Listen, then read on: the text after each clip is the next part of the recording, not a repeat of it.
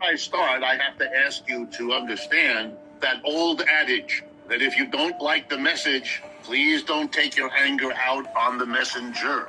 I am going to be describing to you as best I can what the situation is with the United States' economic system, which has a name. It's called capitalism. And it is, to give you a hint of where we're going, it is a system in very deep doo-doo. It is in the greatest difficulty that I have ever seen in my life, and you can tell from my white hair that I've been around a while. I never expected to see what I am experiencing.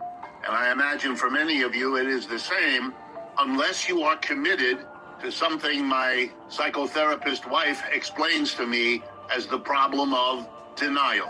Not a river in Egypt, but an inability to confront what it is that's going on, because it's frightening. If you're interested in crypto, Thing to do. It's like a little child who puts his or her hands in front of her face when there's a scary dog in the neighborhood, because she still imagines at age 3 that if you don't see it, it isn't there.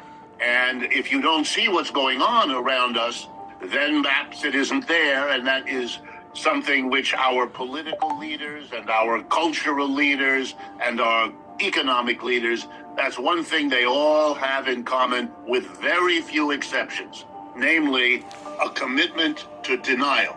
So my presentation today is going to try to break through all the mechanisms of denial that surround us in order to tell you what I think is going on. I'm not infallible. I make mistakes like everybody else, but this is the fruit of a lifetime of observing U.S. capitalism, which I was born in the United States in Youngstown, Ohio. I've lived and worked here all my life. I have never seen anything like the situation we are in now. Let's talk about acorns. Everyone knows. Work and then jump in.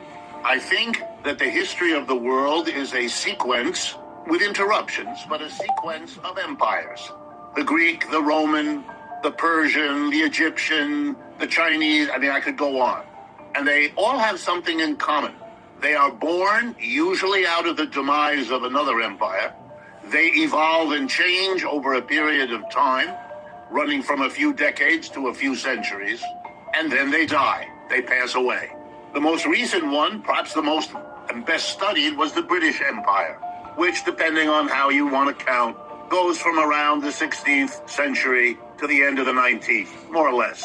So 3 or 4 centuries, depending on how you count.